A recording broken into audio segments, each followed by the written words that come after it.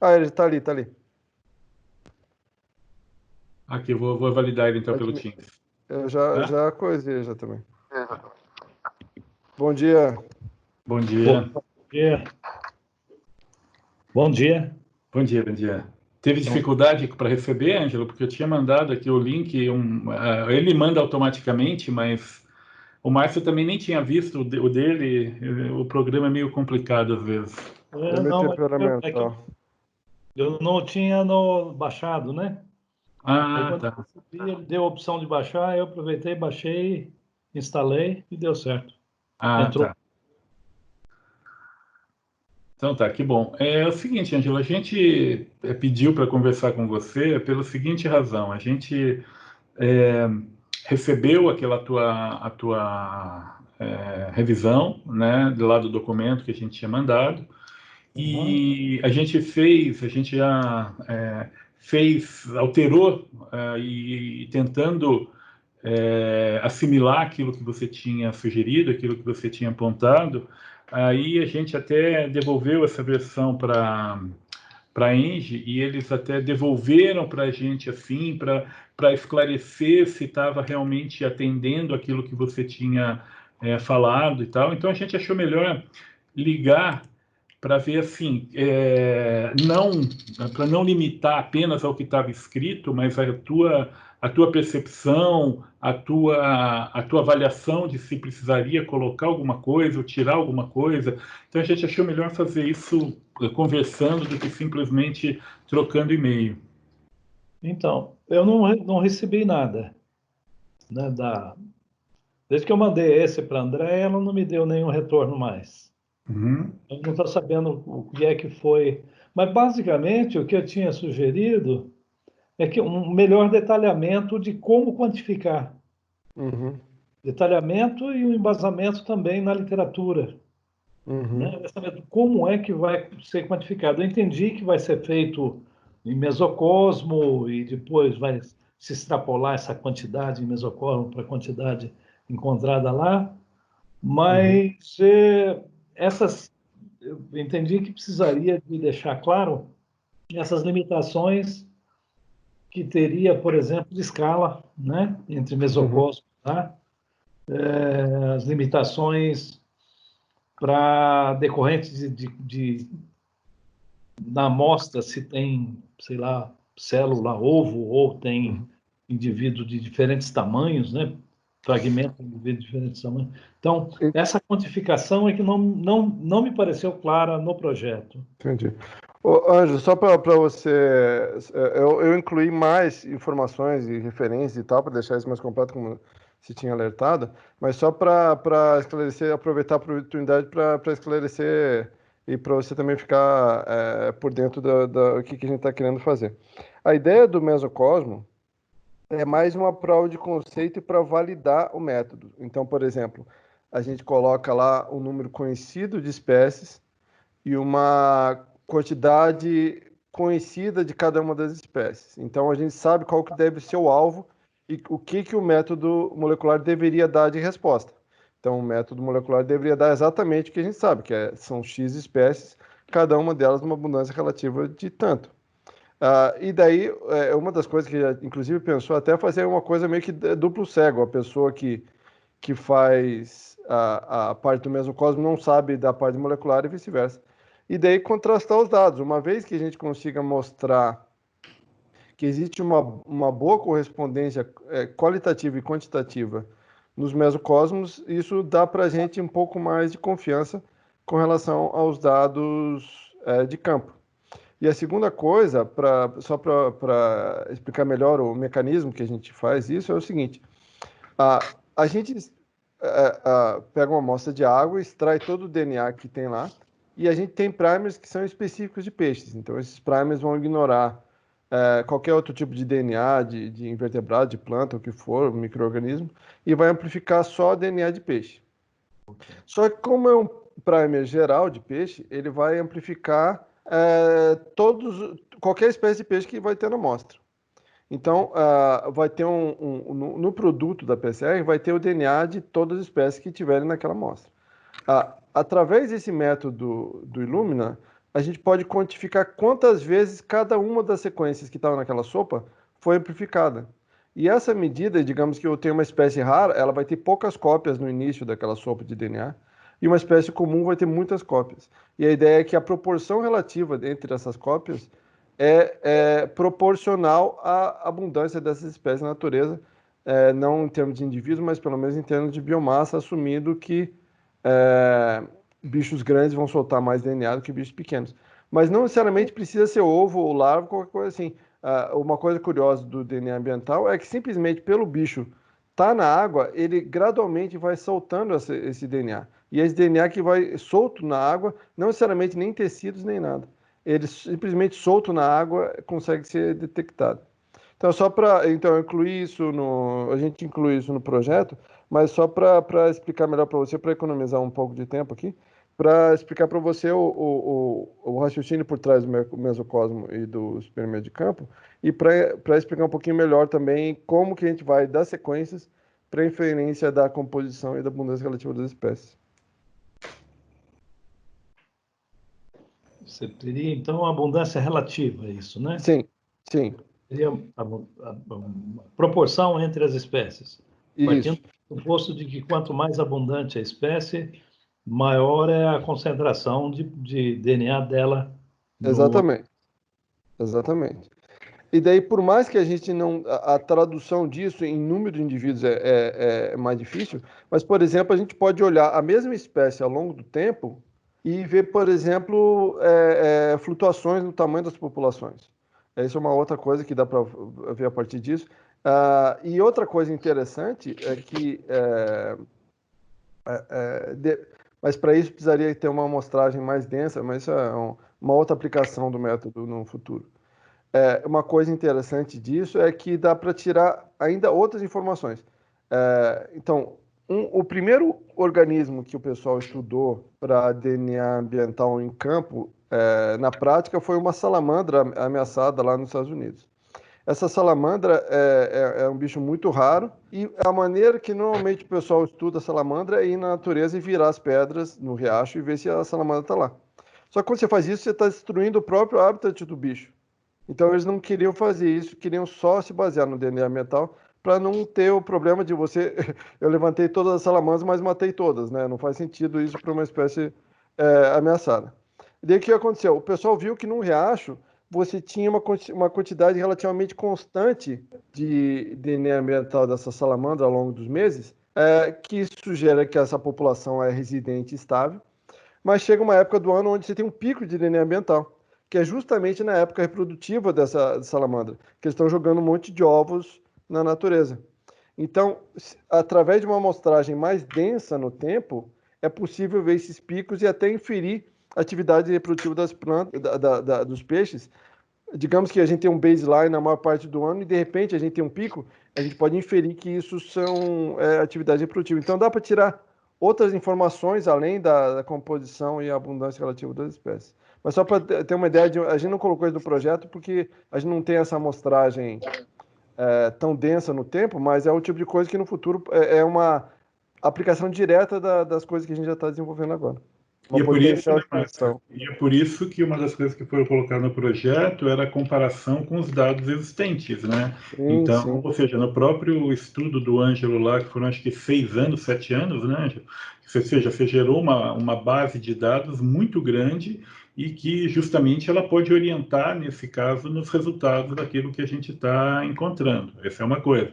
A outra coisa do Márcio que ele falou que eu acho que é importante é que, e aí sim, essa história do mesocosmos, e não só mesocosmos, né, dos experimentos que a gente vai fazer em campo mesmo, que é, por exemplo, o que a gente já até está fazendo, já começou a fazer, não desse projeto, mas para outros, que é analisar esse tempo de degradação do DNA. Então, esse DNA ambiental ele tem um tempo de degradação e é por isso que ele é tão importante. Ele é tão confiável, porque esse DNA vai sendo degradado. Então, ele não tem essa constância ao longo do ano. Não é porque o DNA ficou presente, não. Ele vai sendo degradado e gerado de novo. Então, a gente está justamente estudando, entendendo esses processos que levam a essa degradação desse DNA ambiental. E é por isso que ele passa a ser um bom amostrador, porque ele é ele tem, ao mesmo tempo que ele não é momentâneo, ele não é só de um determinado momento, mas, em compensação, é uma questão de dias. Então, em termos de dias, ele vai ser totalmente degradado.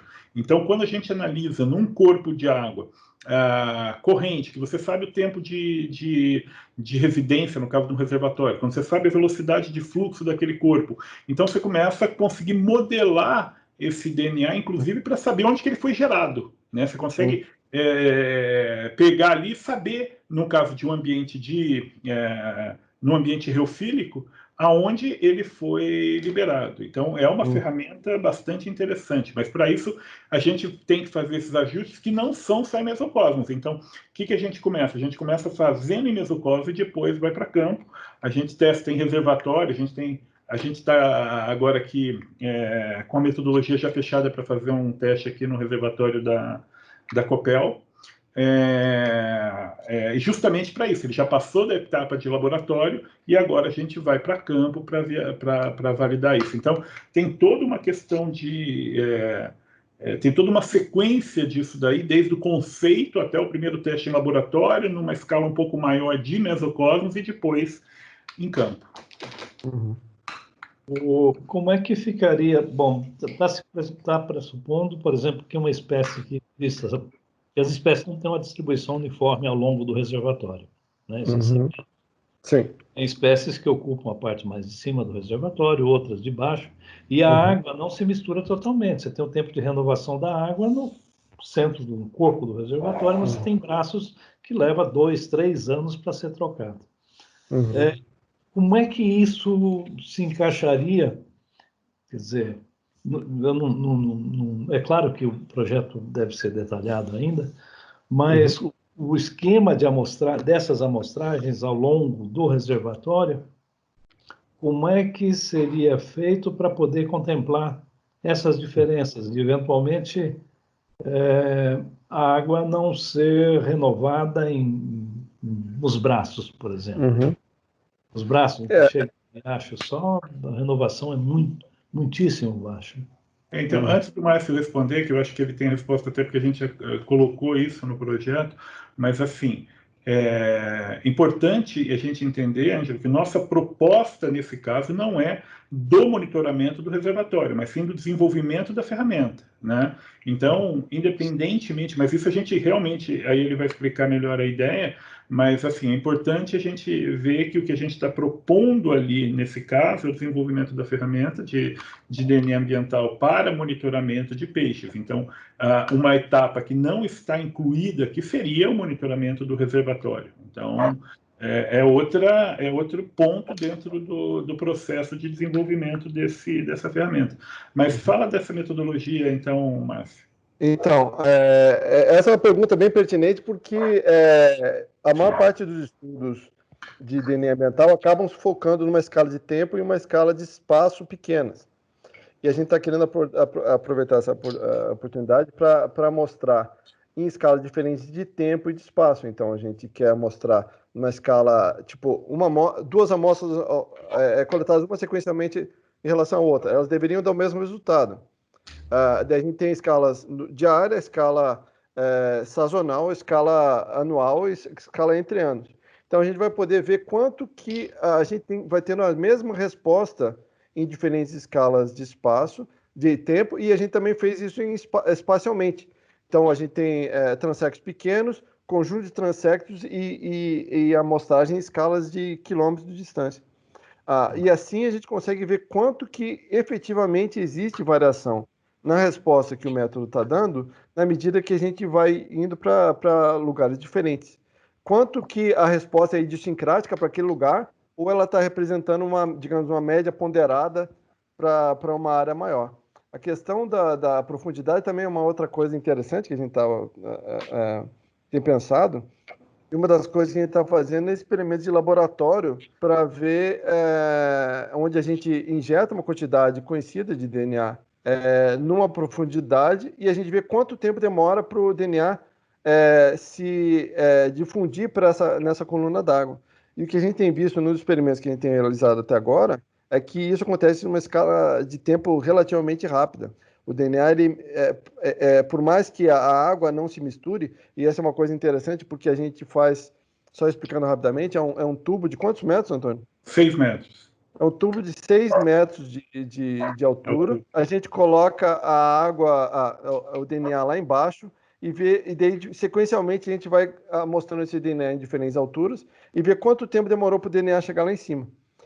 E note que, como é um tubo com uma dimensão relativamente pequena e não tem a turbulência mínima, a circulação de água mínima, a gente tem digamos, um extremo possível de quanto que seria uma condição onde o DNA não deveria andar muito rápido, porque não tem turbulência, não tem nada disso. E mesmo assim, em termos de uma escala de 1 hora, o DNA que a gente tinha colocado lá embaixo já estava lá em cima.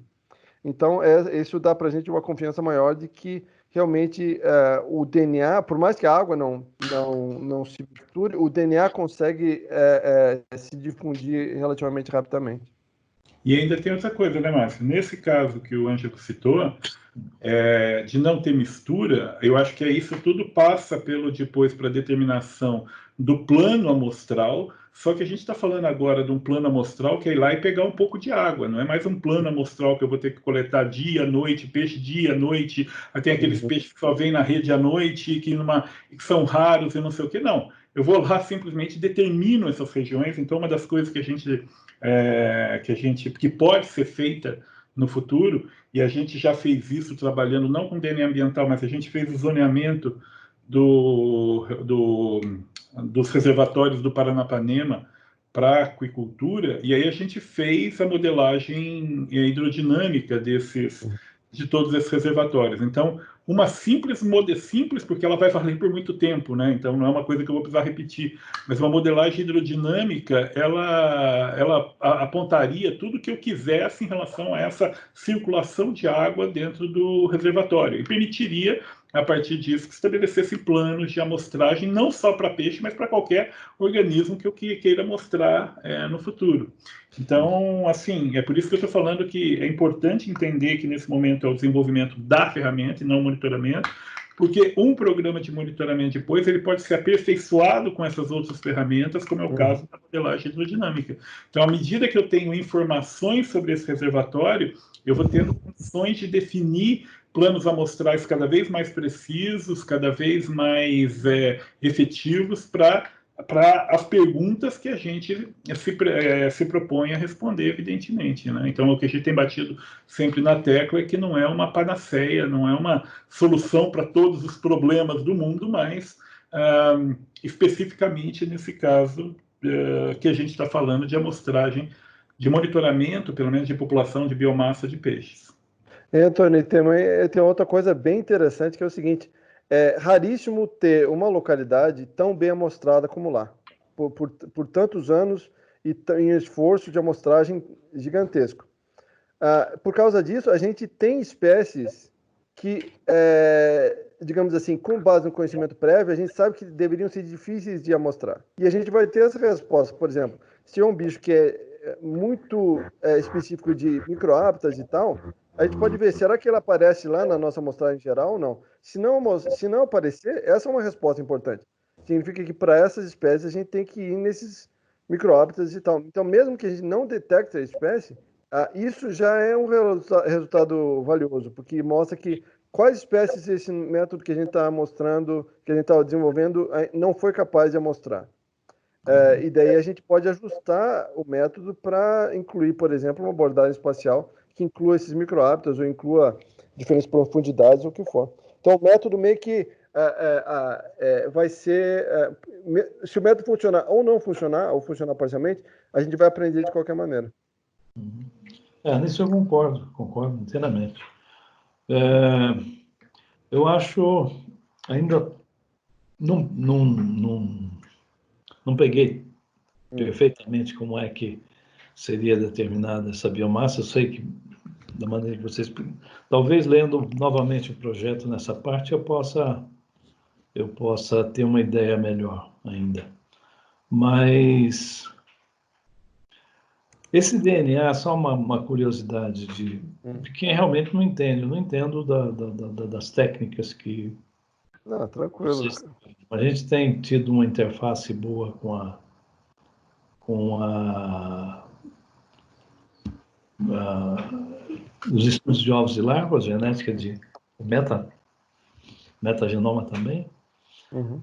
mas a gente simplesmente pega os resultados quer dizer, a minha mulher, né, ela tem esse trabalho num reservatório, um reservatório de Foz do Chapecó, mas ela pega os resultados, já o relatório é pronto da genética, então a gente já sabe quais as espécies que tem ali.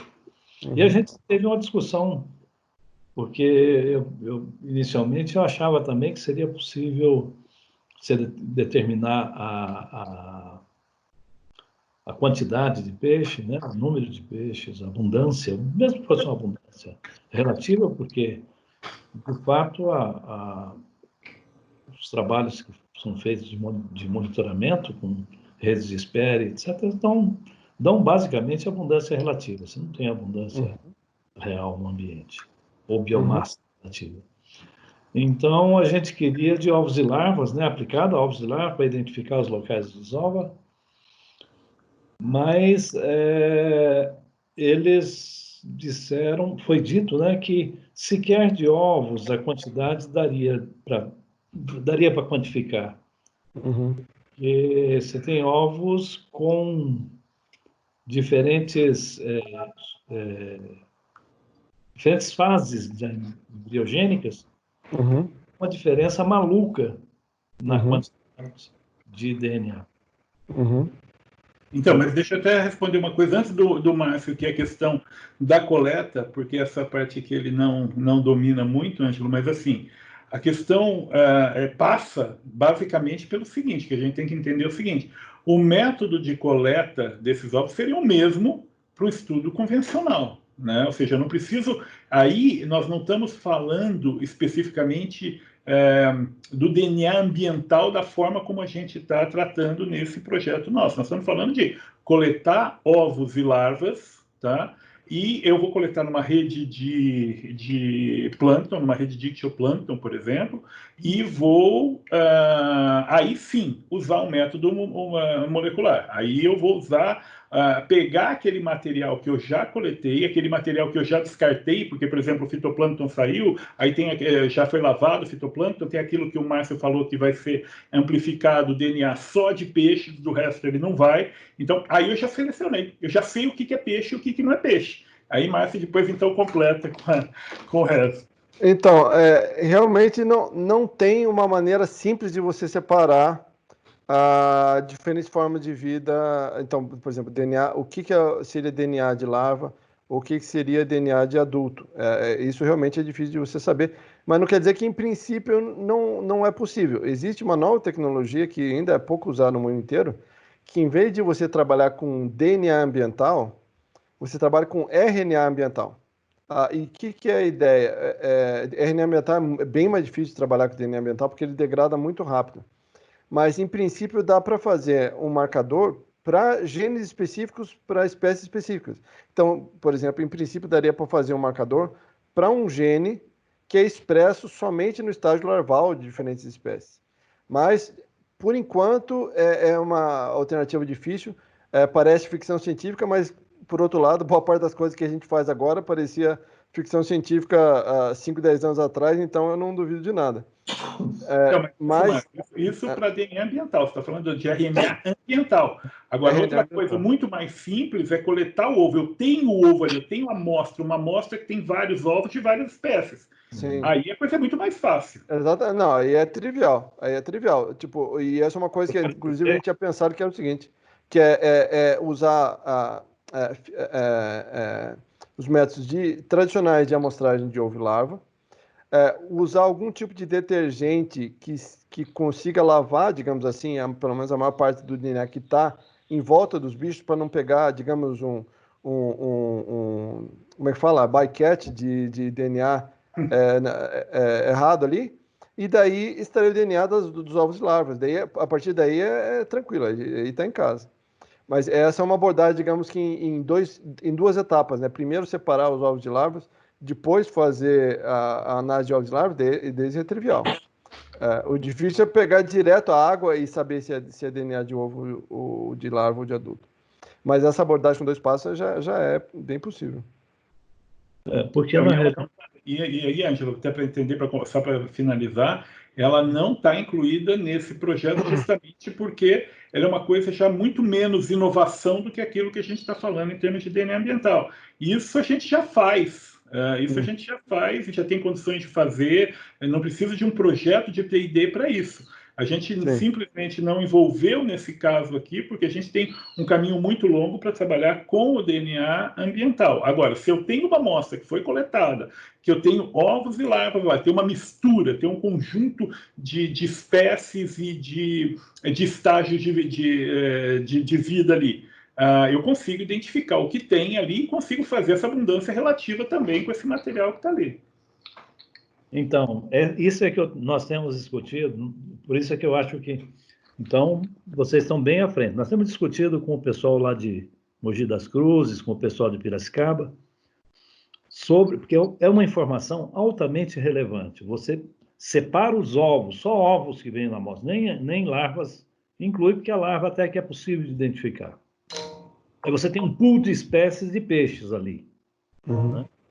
Só que a gente gostaria que eles nos dissessem quanto tem qual pelo menos a proporção entre as espécies. Dizem que isso é uma tarefa impossível, ou Não. eles não conseguem. Por quê? Porque o número de células dentro de um ovo é muito diferente dependendo do estágio da embriogênese. Isso é muito diferente. Você pode pegar, por exemplo, uma espécie que o ovo esteja quase eclodindo, com mais DNA, e pegar uma espécie que está ainda no início do desenvolvimento. Entendi. Acho que entendi melhor a dúvida agora. Mas, então, a questão principal nesse caso seria... então, primeiro, em termos de composição, é tranquilo. Em termos de abundância, existem algumas alternativas. A primeira delas é que se você tem uma amostra com muitos e muitos ovos, esse efeito acaba sendo diluído. Então, se é uma amostra que tem, digamos, na ordem de centenas, por mais que exista variação no estágio de embriogênese de diferentes ovos, na média ele vai dar um resultado que faz sentido. Inclusive, dá até para fazer uma prova de conceito, né? Dá para pegar ovos sei lá, de tilápia, o que for assim, onde você tem a abundância relativa de diferentes ovos e testar se o método realmente dá a resposta certa ou não. E a outra já que o método dá bem presença e ausência, fazer várias amostras diferentes e se uma espécie aparece, digamos assim, de 100 amostras ela aparece em 80 e outra aparece só em 5, a gente tem uma ideia de abundância relativa pela presença e ausência. Então, são duas abordagens alternativas que dá para usar para essa questão. A dificuldade que a gente viu aí é que, por exemplo, você faz uma amostragem num determinado ponto de um rio, né? Você vai ter as espécies, vamos dizer, um ovo é muito mais fácil porque você sabe que se for ovo, o local de desova está nos próximos, sei lá, 30, 40 quilômetros, né? Então, então você pega os ovos ali, só que as espécies, umas podem reproduzir mais acima, demorar mais para chegar ali e ter muito mais célula. A outra pode reproduzir nas imediações e está no comecinho do desenvolvimento embrionário. Entendi. Aí, tudo isso para ver quantificar o número delas, né? Dentro de todos os ovos, quanto tem de cada espécie, aí a coisa complica, porque você vai dar, por exemplo, se descer um ovo, ou alguns ovos do local mais distante, ou seja, numa fase maior, o outro tem muito mais, mas de células únicas, ou poucas células, você vai ter uma confusão um viés nos resultados. Entendi. Então, sem dúvida, é um fator que faz todo sentido. Como que eu imagino que daria para, digamos assim, remediar essa questão? Amostrar ao longo do rio. E se a gente pega a mesma espécie, uma espécie que ela só começou a aparecer aqui, e outra espécie começou a aparecer faz 50 quilômetros a montante, a gente pode descontar esse efeito. Inclusive, a gente pode até ver a quantidade de DNA aumentando ao longo do rio à medida que você tem desenvolvimento. Então, dá para usar isso, na verdade, para a tua vantagem, né? Se você tem a mesma espécie que a cada 5 quilômetros ela está aumentando, realmente a espécie começou a se produzir lá em cima e ela está chegando aqui embaixo. Então, em princípio, daria para, inclusive, usar esse potencial desafio para te trazer mais informações ainda, né? E outra coisa, né, Márcio? Eu acho assim, isso é aquilo que eu falei de novo, repetir aquilo que eu falei, ou seja, esse tipo de ferramenta ele vai ter que ser usado em paralelo com outras. Nesse caso, de novo, uma modelagem hidrodinâmica, ela ajuda um monte a entender aquilo que você está encontrando ali. Né? Porque você sabe aqueles ovos que estão ali, eles demorariam tanto tempo para chegar naquele lugar, por exemplo, como o Ângelo falou, no máximo 40 quilômetros e tal, mas se você conseguir modelar esse ambiente que você tá estudando, certamente isso vai facilitar um monte que você entenda, compreenda, traduza o resultado dessa análise genética também. Agora, nesse nível que o Ângelo está falando, aí sim, acho que seria um outro projeto de P&D, aí seria uma outra coisa, porque a gente já tem mais perguntas do que simplesmente aquela de estabelecer a proporção, de saber quem está ali. Então, aquela presença e ausência que o Márcio falou, ou seja, identificar espécies, que é um grande problema, que é um grande desafio para a etiologia, né, Ângelo? Então, assim, saber aquele ovo de que espécie esse é um desafio, e depois, sim, estabelecer a abundância relativa dos animais em função disso, aí eu acho que é uma outra pergunta, já é realmente um nível mais alto. Inclusive, é até uma boa ideia para a gente já começar a articular um potencial outro P&D nesse sentido, que a gente estava esses tempos pensando em possíveis, né, direções futuras para possíveis projetos. Esse certamente pode ser um projeto para a gente começar a estruturar, já começar a quebrar a cabeça de como fazer isso, né? Esse é um grande desafio que a gente tem, porque se você identificar os locais de desova, tem uma importância fundamental para o manejo, para a mitigação do impacto, inclusive para o planejamento de usinas e coisas. E a larva, ela não te dá muita informação, porque a larva ela pode ter vindo de muito longe, e aí tem vários tributários, você não sabe. Agora, o ovo, ele te dá uma informação precisa. Só que você precisa saber daquele montante de ovo, você sabe as espécies que tem ali, mas não sabe quanto tem de cada espécie, qual que é a espécie mais abundante. Porque se você faz isso num trecho de rio, na boca dos tributários, você tem uma ideia de que tributário é mais importante para cada espécie. Sim. Então, isso é uma informação altamente relevante para o manejo. Só que legal. até agora não conseguiram.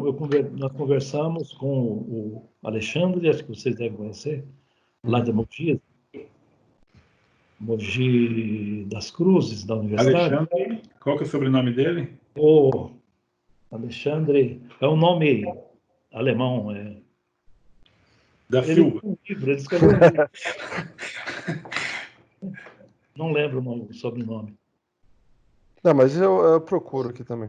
Então, mas assim, só para entender uma coisa do que você falou, porque não ficou muito claro para mim. Você está falando que a quantidade de DNA presente no ovo é muito maior num estágio do que no outro? Foi isso que você falou? Porque tem mais células, né? Tem mais células no ovo no final da embriogênese do que no início. E essa diferença é muito grande, né? Então, isso confunde os resultados. Inclusive, eu até pensei aqui num projeto, Antônio, num pedaço do projeto, que seria o seguinte: é pegar ovo de idades diferentes e realmente quantificar quanto que é essa variação. Porque faz sentido a gente imaginar que tem mais células ao longo da embriogênese, vai ter mais DNA. Mas a gente pode quantificar isso. Pega uns ovos de tilápia aí e vai mantendo os ovos em idade diferente e a gente vai ter essa curva. A gente vai ter exatamente essa curva de quanto que deveria aumentar a quantidade de DNA. E com isso a gente começa a parametrizar a análise de campo. Dá para fazer isso com qualquer espécie que você consiga produzir facilmente em cativeiro, né? Sim, Porque, sim. por exemplo, com o lambari, a gente faz isso aqui, reproduz ele a hora que a gente quer, né? Então, para fazer Sim. experimento, isso seria interessante. A gente poderia, então, misturar espécies para fazer isso, ovos de diferentes espécies e Sim, proporções para chegar nisso, né? Perfeito. Que eu acho que essa é uma coisa... E você tem uma curva também para essas situações, até para entender se porque, assim, o que vai acontecer também...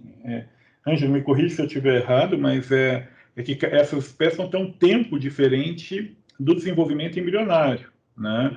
Mas esse tempo, você sabe, assim, que limites que a gente está falando, Ângelo? Porque eu sei que no caso de tilápia aqui vão ser 18 horas, 16 horas, no caso de lambari, que a gente já trabalhou bastante também, 16 a 18 horas, dependendo da temperatura.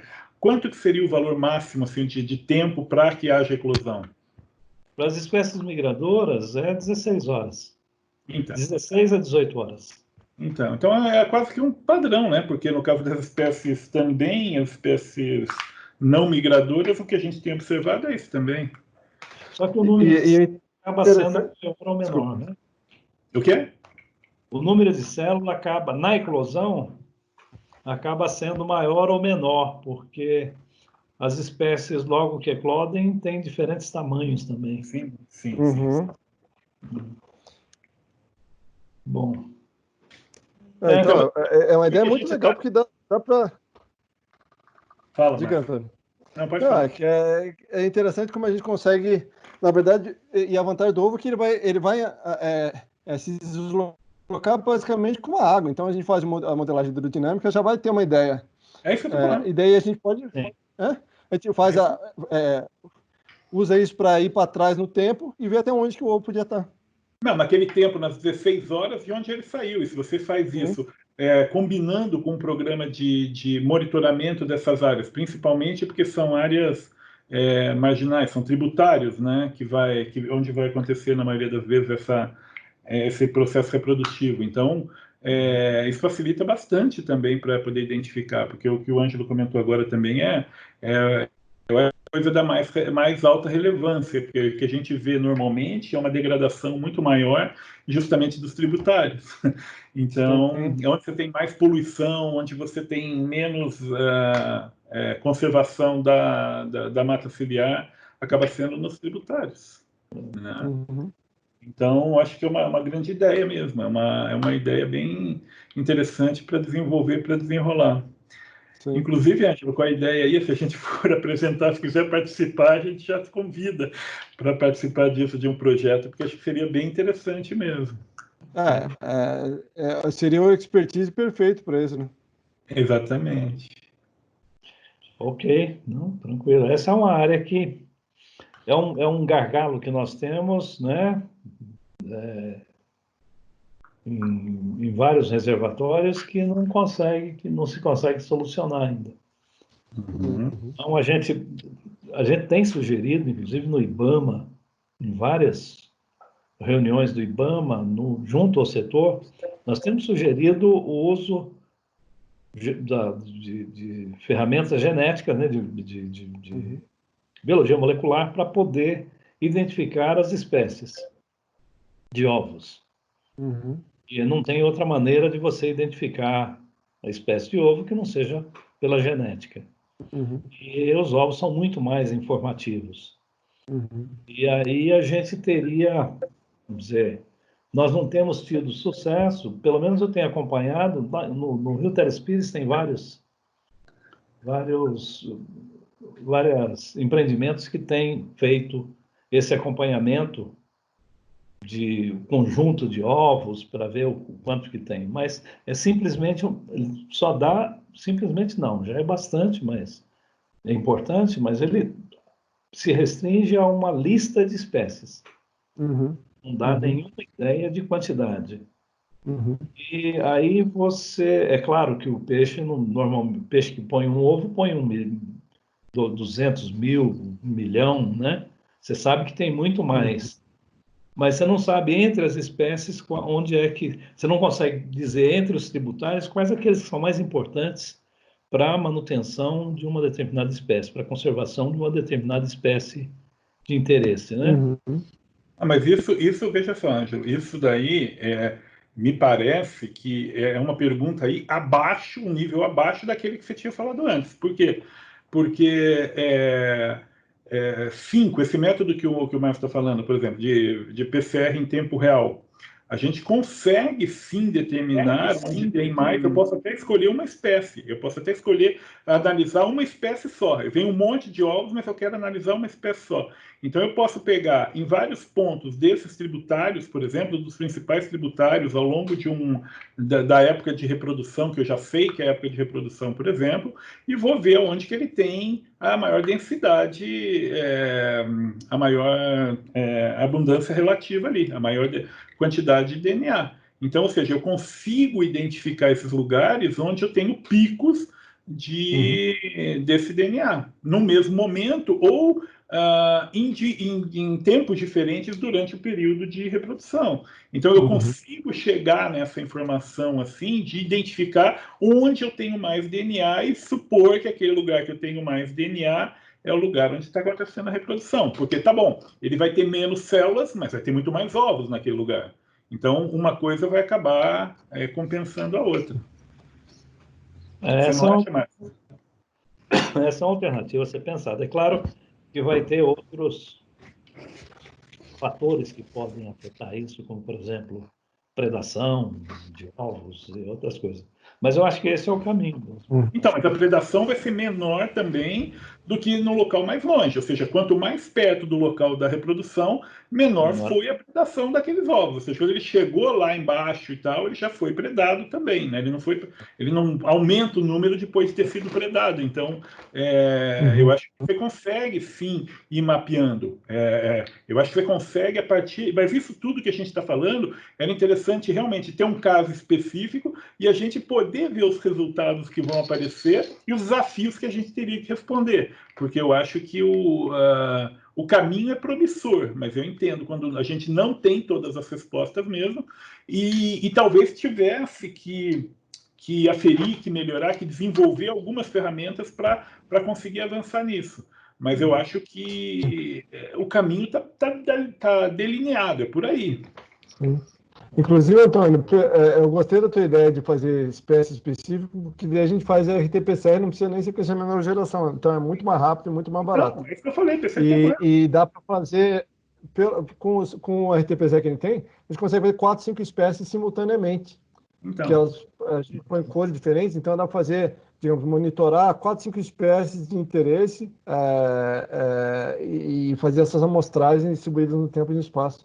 Acho que é bem legal mesmo. Então, exatamente. Ou seja, a partir do momento que você consegue mapear, você faz como cromatografia. O que você faz numa análise cromatográfica? Você não mede picos, você mede, ele vai passando, o cromatógrafo vai passando, vai medindo em diferentes comprimentos, chega num determinado momento, ele dá um pico. Aquele pico é onde tem uma substância que você estava procurando, que você estava medindo ela. Então, é isso que ele faz uma varredura. O que a gente faria nisso seria uma varredura e estabeleceria um mapa com picos de DNA daquela espécie ou daquelas espécies que a gente está considerando ali como alvo naquele momento. Então, eu acho que sim, é uma coisa promissora também. Mas é isso, tudo tem que ser testado, tudo tem que ser desenvolvido. É por aí. Ok. Tá bom, eu acho que as dúvidas que eu tinha, as principais eram essas, o restante são só sugestões. Então, a gente já incorporou grande parte dessas sugestões. Baseado nessa conversa, a gente vai fazer mais uma revisão. A gente marcou uma conversa também, porque a gente, na verdade, eu nem participei, o Márcio participou da conversa que teve essa semana, só que o pessoal da Engie estava super apertado lá de tempo e a gente acabou não discutindo nada. Então, a gente vai mandar isso daí para subsidiar essa discussão e depois disso, provavelmente, mande então essa versão que já passou por essa nossa conversa e passou pelo crivo deles também, a gente manda para você. Ok. Ok, perfeito. Tá, e agradeço muito a tua disposição aqui de conversar e é sempre muito inspirador, Ângelo, de verdade, porque pegar alguém com a tua experiência assim para colocar os problemas para a gente é muito legal, porque isso desafia realmente a buscar uma solução. E essa ideia que a gente desenvolveu agora, a gente já vai realmente botar no papel e já começar a pensar, porque é realmente uma ideia bem interessante. E super viável, eu acho. Uhum. Então, aí, e para mim também foi bom. Bom porque, aliás, eu aceitei mesmo essa ajuda, esse pedido lá da André, exatamente porque também quero aprender nesse processo, né? Claro, não vou tentar aprender genética a essas alturas da minha idade, né? Mas eu quero, pelo menos, a aplicação disso para o manejo, para mim, é de alto interesse. Então, e por É isso que igual. é por isso que eu acho que essa relação, Ângelo, assim, até da nossa parte, é muito importante o teu conhecimento do reservatório também, porque é isso que eu estava falando o tempo inteiro, ou seja, não é uma ferramenta para eu usar sem nenhuma informação, eu preciso usar essa ferramenta atrelada a informações, né? Inclusive, então, não só pela experiência, como os dados que você gerou todo no reservatório, que é uma quantidade absurda de dados que tem ali no relatório, né? Você tem uma quantidade de informações e de dados que para a gente vai ser fundamental. Então, acho que essa troca de informações vai ser mútua. A gente vai aprender muito também com você.